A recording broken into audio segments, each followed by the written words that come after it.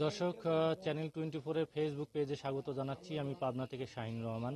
আজকে আপনাদেরকে জানাবো নির্বাচন পরবর্তী সহিংসতার খবর। গতকাল পাবনা জেলার সুজানগর, বেড়া এবং সাতিয়া প্রথম ধাপে এই তিনটি উপজেলায় নির্বাচন অনুষ্ঠিত হয়েছে এবং আমরা নির্বাচনের পরবর্তী থেকেই জানতে পেরেছি যে সুজানগর উপজেলার বিভিন্ন ইউনিয়নে, পৌরসভা সহ বিভিন্ন ইউনিয়নের যিনি পরাজিত প্রার্থী রয়েছেন তার কর্মী সমর্থকদের বাড়িতে ব্যাপক হামলা, ভাঙচুর এবং লুটপাটের অভিযোগ উঠেছে।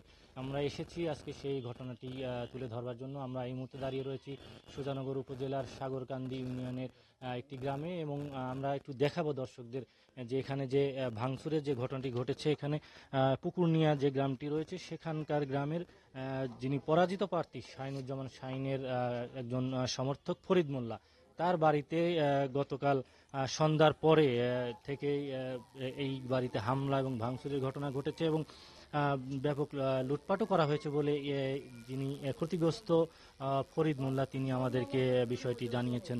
এবং এই বিষয়ে শুধু এই গ্রামেই নয়, এরকম আসলে বিভিন্ন গ্রামে অন্তত অর্ধশতাধিক বাড়িঘরে হামলা এবং ভাঙচুরের ঘটনা ঘটেছে বলে অভিযোগ করেছেন পরাজিত প্রার্থী বর্তমান উপজেলা চেয়ারম্যান শাহিনুজ্জামান শাহিন।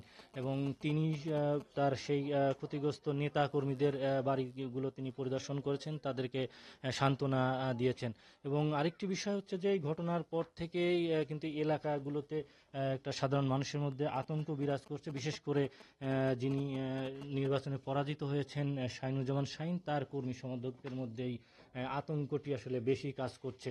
আমরা যদি বলি যে আসলে এই যে ঘটনাটি, এই ঘটনাটি নিয়ে আসলে উপজেলা প্রশাসন এবং সুজানগর উপজেলা নির্বাহী কর্মকর্তা, সুজানগর সার্কেলের অতিরিক্ত পুলিশ সুপার সহ তারা এসেছিলেন এই ঘটনায় যে ভাঙচুরের যে এলাকাগুলো সেগুলো পরিদর্শন করেছেন। এবং এই ভাঙচুরের মধ্যে আমরা জানিয়ে রাখি যে দুজন সংখ্যালঘুর বাড়িতেও কিন্তু ভাঙচুর করা হয়েছে এবং একটি কার্তিক প্রতিমা যেটি ছিল পারিবারিক একটি মন্দিরে, সেটি কিন্তু ভাঙচুর করা হয়েছে। এবং এই ঘটনার পর থেকে মূলত যে বিষয়টি আসলে সেই ঘটনা যারা ক্ষতিগ্রস্ত তাদের সেই বাড়িঘর পরিদর্শনে এসেছেন সুজানগর উপজেলা চেয়ারম্যান এবং বর্তমান যিনি চেয়ারম্যান রয়েছেন এবং এই নির্বাচনে পরাজিত হয়েছেন শাহিনুজ্জামান শাহিন, তিনি সেই ক্ষতিগ্রস্ত পরিবারগুলোর কাছে এসেছেন, তাদের সাথে দেখা করে সান্ত্বনা জানিয়েছেন। তিনি এই মুহূর্তে এখানে আছেন, আমরা একটু তার সঙ্গে আমরা একটু কথা বলবো। আসলে এই যে ঘটনাটি ঘটলো, আসলে যে ঘটনাটিগুলো ঘটেছে নির্বাচনে, আসলে আপনারা একই দলের, সেখানে নির্বাচন পরবর্তী এত বড় একটি সহিংসতার ঘটনা, আসলে প্রশাসন আসলে বিষয়টিকে কিভাবে দেখছে এবং আপনি আসলে এই বিষয়টিকে কিভাবে দেখছেন?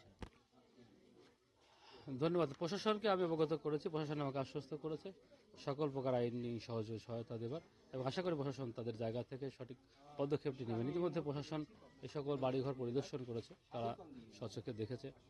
তবে আপনার নির্বাচন পরবর্তীতে সহিংসতা আপনাদের এখানে দেখলেন, এটা সারা উপজেলাতেই, একেবারে সারা উপজেলা চলমান রয়েছে। কিছু সময় আগে আমাদের চরদুলাইতে একটা বৃদ্ধ আমাদের মিলন মেম্বারের পিতামাতাকে দুইজনকে মেরে একজনকে হাত কবজি কাটা কাটা আমার বীর মুক্তিযোদ্ধা এখনো সদর হাসপাতাল, বীর মুক্তিযোদ্ধা সদর হাসপাতালে ভর্তি, তার কপি একেবারে পেটের ভুঁড়িটা বের করে দিয়েছে কপি। আপনারা দেখেছেন হিন্দুদের এই ধীরেনকুণ্ডুর বাড়িতে হামলা করে, এবং এমনকি আপনার মূর্তি যেটা বলে ঠাকুর, যেটা সে ঠাকুরও ভাঙা হয়েছে। এবং এটা বাড়ি এখানে এই শুধু এই বাড়ি, আমাদের পাশে শহীদের বাড়ি খেতুপাড়া, ভাটপাড়া, সুধানগর পৌরসভায় আপনার দুলাই, তাঁতিবন্ধ, প্রত্যেকটি ইউনিয়নে মানে নির্মমতার একটা শেষ নাই। এটাতে দেখেছেন এর চেয়ে অনেক বেশি রয়েছে, এটা যেটা দেখেছেন এর চেয়ে অনেক বেশি রয়েছে। তা আমার যেটা দেখে মনে হচ্ছে যে আমি আসলে পাকিস্তানের সেই 25শে মার্চের কাল রাতে যে হামলাটা, এটা আমি আসলে দেখি নাই, শুনেছি, টিভিতে দেখেছি।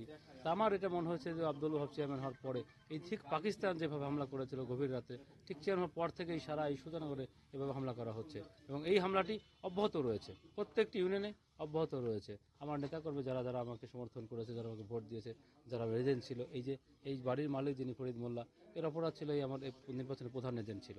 এটা একটা মানুষের অপরাধ হতে পারে না। গণতান্ত্রিক রাষ্ট্রে মাননীয় প্রধানমন্ত্রী তাকে অধিকার দিয়েছেন ভোটের, যাকে খুশি তাকে ভোট দিবে, এবং সেই ভোটটি আমরা এখানে নির্বাচনে অংশগ্রহণ করেছি।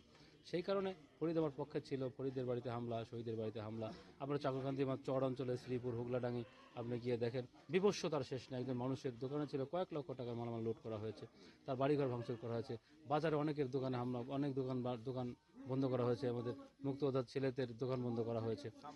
এই যে ঘটনাটি আসলে, এই অভিযোগটি আসলে কারা এই ভাঙচুর এবং হামলার সাথে জড়িত বলে আপনি মনে করেন? এই সাগরকান্দিতে শাহিন চৌধুরীর নেতৃত্বে তার ভাতিজা এবং তার লোকজন, অর্থাৎ আব্দুল ওহাবের নির্দেশেই শাহিন চৌধুরীর নেতৃত্ব দিয়ে এই সব হামলা পরিচালনা করছে। প্রত্যেকটি অঞ্চলে বড়রিয়া সমানে সাগরকান্দি প্রত্যেকটি গ্রাম, এখন একটি গ্রামও সাগরকান্দি কোনো ওয়ার্ড কোনো গ্রাম বাকি নেই তার হামলার শিকার হওয়ার।